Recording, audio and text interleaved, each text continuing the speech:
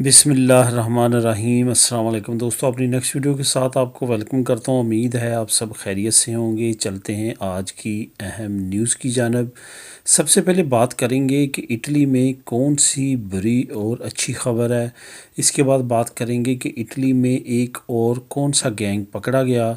और उसके बाद जो अगली ख़बर है वो है कि 2019 के बारे में काफ़ी ज़्यादा कमेंट आ रहे हैं कि वो वर्क परमिट्स जो 2019 में नॉन सीजनल जमा हुए थे उनका फ्यूचर क्या है।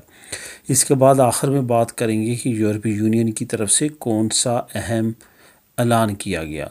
सबसे पहले चलते हैं इटली से कौन सी एक बुरी ख़बर है।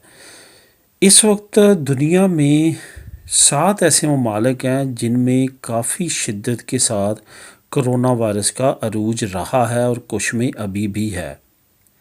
इन ममालिक में इटली भी अब शामिल हो चुका है। पहले 6 ममालिक थे, अब 7 ममालिक हो चुके हैं। मंडे वाले दिन इटली में जो टोटल डेथ कैलकुलेट की गई, उनको अगर शुमार करने के बाद इटली जो है वो उन ममालिक में शामिल हो चुका है जो दुनिया के 7 ममालिक हैं जिनकी मरने वालों की तादाद 1 लाख से ज़्यादा हो चुकी है। मैं यहाँ पे बताता चलूँ कि उन दूसरे 6 ममालिक में से कौन कौन से शामिल थे। अमेरिका, जिसमें सबसे पहले तादाद जो है वो 1 लाख को अबूर की और अब वहाँ पे 4 लाख के करीब टोटल डेथ हो चुकी हैं। उसके बाद ब्राज़ील, मेक्सिको, भारत, रूस, बरतानिया और अब 7वां शामिल हो चुका इटली। इन 7 ममालिक में जो है 1 लाख से ज़्यादा जो पॉपुलेशन है, जो लोग हैं इनके, वो सिर्फ़ कोरोना वायरस की वजह से इनकी डेथ्स हो चुकी हैं। ना सिर्फ इकनॉमिकली बल्कि जानी तौर पे भी बहुत बड़ा नुकसान किया है कोरोना वायरस ने। और इसके दूर रस जो हैं वो इफ़ेक्ट पूरी दुनिया में नज़र आएंगे। कई सालों तक इसके इफ़ेक्ट्स ख़त्म नहीं होंगे। अब अच्छी खबर इटली में ये है कि अब इटली ने ये फ़ैसला किया है कि वो बरतानिया डिज़ाइन पे वैक्सीन का अमल शुरू करेगा।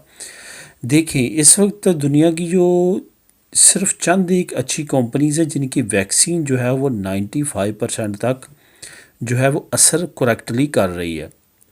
उसमें से जर्मन की और अमेरिका के इश्तराक से अमेरिकन कंपनी और जर्मन कंपनी ने जो मिल के एक वैक्सीन बनाई है उसके रिज़ल्ट सबसे अच्छे हैं, 95%। अब मसला क्या है कि बनाने वाली कंपनी एक है लेकिन पूरी दुनिया में डिमांड जो है उस वैक्सीन की सबसे ज़्यादा है, स्पेशली यूरोपीय यूनियन की। यही वजह थी कि 2 महीने पहले यूरोपीय यूनियन ने उस वैक्सीन पे पाबंदी लगा दी थी कि वो यूरोपीय यूनियन से बाहर नहीं जा सकती। लेकिन WHO, UNO और दूसरे इंटरनेशनल मल्टीनेशनल अदारों ने उसके ख़िलाफ़ जो है यूरोपीय यूनियन के फ़ैसले के ख़िलाफ़ तनकीद की। इसलिए हफ्ते के अंदर अंदर यूरोपीय यूनियन ने अपना फ़ैसला वापस ले लिया। अब मसला क्या है कि वो कंपनी पूरी दुनिया को वैक्सीन सप्लाई कर रही है और उसकी सप्लाई उस लिहाज से नहीं पहुंच सकती जिस लिहाज से पॉपुलेशन इस वक्त मुतासर है जिनको चाहिए। यही वजह है कि इटली चाहता था कि जल्द से जल्द उसकी वैक्सीनेशन कंप्लीट हो और इसने दोनों आगे आगे पहली डोज़ जा रही थी और पीछे पीछे इन्होंने दूसरी डोज़ लगाना शुरू कर दी थी।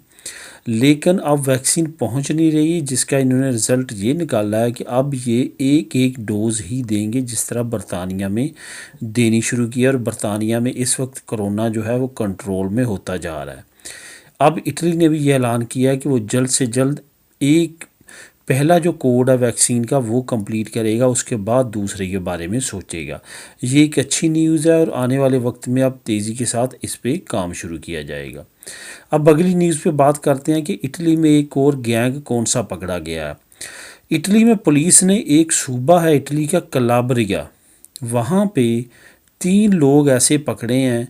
एक इब्राहिम नामी सेनेगल का, एक रास्ता नामी इटली का आदमी था और एक कस्तूरी कोस्ट का एक आदमी था।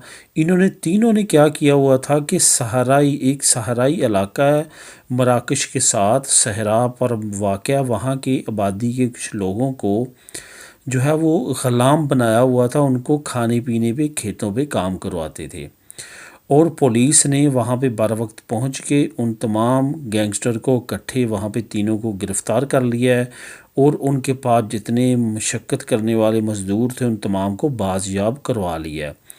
अब इन तीनों को जेल मुंतकिल कर दिया गया और अब इन पे केस चलेगा और जो मज़दूर पकड़े गए हैं जिनके पास जो है वो मुनासिब नहीं था वो अब उनको मुख्तलिफ NGO सपोर्ट करेंगी और हो सकता है कि हुकूमत के ऐलान के बाद उनको डॉक्यूमेंट्स भी दे दिए जाएं जिनके पास डॉक्यूमेंट नहीं होंगे। ये याद रहे कि कोरोना वायरस के बाद माशी बदहाली का फ़ायदा ऐसे गैंगस्टर काफ़ी ज़्यादा उठा रहे हैं और मासूम लोगों को अपने मतलब के मुताबिक और अपने लालच में आके उनका गलत इस्तेसाल कर रहे हैं और यही वजह है कि अब काफ़ी ज़्यादा इटालियन जो लेबर मिनिस्ट्री है वो एक्टिव हुई है। जहाँ पे भी उनको थोड़ा सा शक गुज़रता है वहाँ पे वो बर वक्त कार्रवाई करते हुए ऐसे गैंगस्टर्स को पकड़वा लेते हैं। अब बात करेंगे 2019 के वर्क परमिट्स के बारे में। काफ़ी ज़्यादा कमेंट्स मिल रहे हैं कि 2019 में कि जो नॉन सीजनल वर्क परमिट जमा हुए हैं क्या वो निकलेंगे या नहीं। बहुत सारे लोग ऐसे हैं जिनका ये कहना है कि नहीं निकलेंगे क्योंकि उन्होंने कमेंट में बताया कि उन्होंने रब्ता किया और उनको ऐसा ही कहा गया।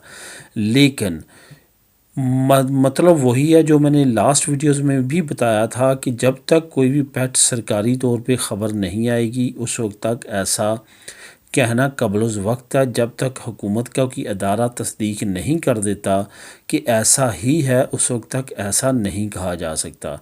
इस वजह से आप तसल्ली रखें, बिल्कुल परेशान ना हों। जिन जिन के 2019 में भी जमा हुए हैं उनको भी हुकूमत ने आंसर ज़रूर देना है। बेशक उनका केस जैसा भी होगा हुकूमत की तरफ से लेटर की आंसर आ चुका होगा।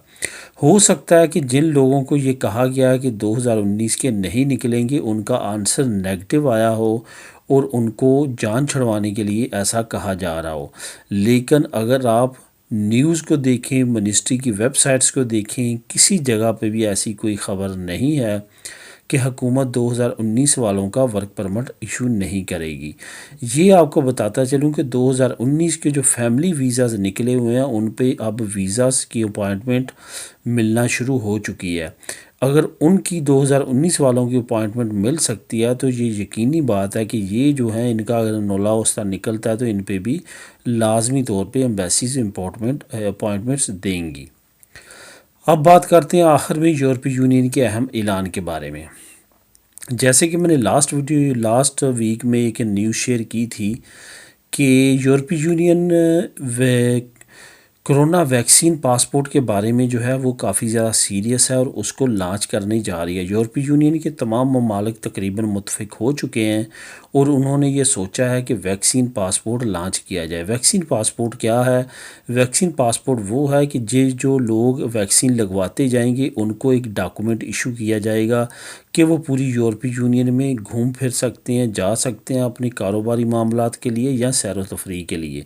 उससे क्या होगा कि यूरोपीय यूनियन के वो ममालिक जो माशी तौर पे सियाहत पे दारोमदार है जिनका, उनके लिए ये एक अपॉर्चुनिटी होगी और उनकी जो माशियत है, जो उनका सियाहत की वजह से जो मसले मसाइल थे, इकनॉमिकली बैड था कंडीशन। में यहाँ पे बात करूँगा पुर्तगाल, स्पेन, इटली, यूनान की।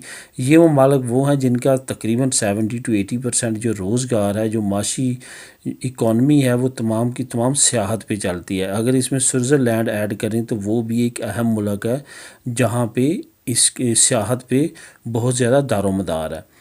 तो अब यूरोपीय यूनियन ने ये ऐलान किया है कि वो स्ट्रिक्टली कोशिश करेंगे कि समर तक, उन्होंने मई का टाइम दिया है कि मई तक तमाम यूरोपीय यूनियन के ममालिक अपने अपने मुल्क में वैक्सीन ज़्यादा से ज़्यादा लगाने की और ज़्यादा से ज़्यादा कोशिश करेंगे कोरोना वायरस को कंट्रोल कर लिया जाए ताकि मई के मिड तक या मई के एंड तक जो है वो हालात मामूल पे लाए जाएं और वैक्सीन पासपोर्ट जो है लोगों को इजरा करने के बाद उनको ये छूट दी जाए कि वो दूसरे ममालिक में जाके छुट्टियां गुजार सकें।